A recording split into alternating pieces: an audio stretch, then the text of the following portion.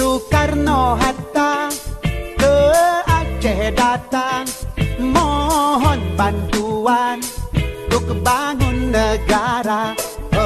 Rakyat menyumbang 2 kapal terbang, cikal bakalnya PT Garuda.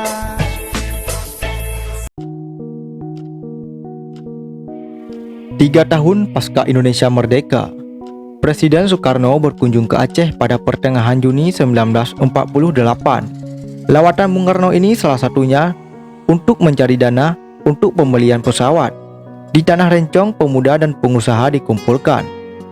Pertemuan dengan tokoh-tokoh pejuang dan masyarakat, pengusaha serta pemuda digelar malam hari di Aceh Hotel.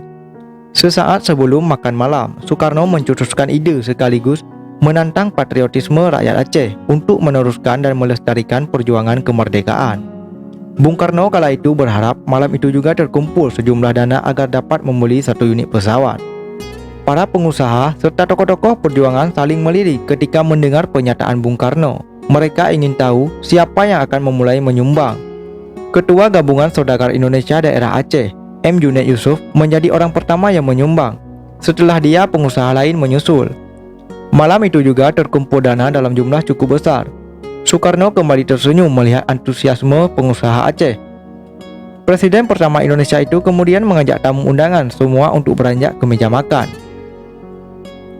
Selain para pengusaha, dana untuk beli pesawat itu juga dikumpul oleh masyarakat warga Tanah Rencong bersemangat untuk ikut patungan setelah mendengar pidato dari Gubernur Aceh dan Gubernur Militer waktu itu Abu Daud Bereh. Seorang saksi sejarah, Nyak Sandang, berkisah kala itu Abu Daud Bereh berkunjung ke Aceh Jaya dan berpidato di halaman masjid di Calang, Aceh Jaya. Semua masyarakat kala itu dengan sukacita datang ke lokasi untuk mendengar pidato orang nomor 1 di Tanah Rencong. Dalam pidatonya yang menggebu-gebu, Daud membakar semangat warga dan mengungkapkan Indonesia merupakan negara milik rakyat. Daud membakar semangat warga dan mengungkapkan Indonesia merupakan negara milik rakyat.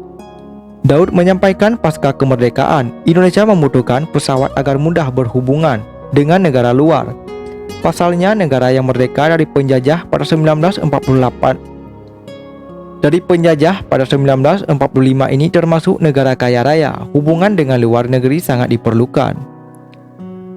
Nyak Sandang masih ingat betul ketika dirinya menghadiri ceramah tersebut. Pada awal pidato, Daud mengungkapkan pertemuan Presiden Soekarno dengan dirinya di Masjid Baitur Rahman, Banda Aceh. Usai pidato, seluruh ulama di Aceh Jaya dikumpulkan. Daud Bereh bermusyawarah dengan ulama cara mengumpulkan uang untuk membeli pesawat. Masyarakat terharu kala itu dengan ajakan membeli pesawat.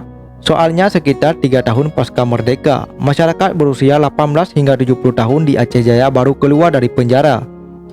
Mereka rata-rata menjadi tawanan Belanda karena tidak membayar pajak sebesar Rp 7,5 per tahun. Semua masyarakat di sana kala itu tanpa kecuali sepakat untuk menyumbang. Ini juga bagian euforia menyambut kemerdekaan. Kakek Sandang dan ayahnya kemudian menjual sepetak tanah seharga Rp100. Tanah itu sejatinya laku dijual Rp200, namun dia menjual buru-buru agar segera mempunyai uang. Setelah uang dikantongi baru diserahkan pada satu orang yang ditunjuk. Tak lama setelah itu terkumpul dana sebesar $120.000 Malaysia dan emas 20 kg. Dana itu dinilai cukup untuk membeli 2 pesawat jenis Dakota. Jumlah sumbangan itu juga sudah termasuk yang disumbangkan pemerintah daerah Aceh yang diberikan oleh Residen TT Daud Shah. Pesawat Selawah RI-001 akhirnya berhasil dibeli dan tiba di tanah air pada Oktober 1948. Saat itu Indonesia sedang mengalami kepungan politik, blokade ekonomi dan militer dari pihak Belanda. Pesawat itu kemudian oleh Bung Karno diberi nama Selawah RI-001 sebagai penghormatan untuk masyarakat Aceh yang secara ikhlas dan tulus telah memberikan sumbangan yang berharga pada situasi sulit untuk bangsa yang sedang berjuang. Tulis Jacobi.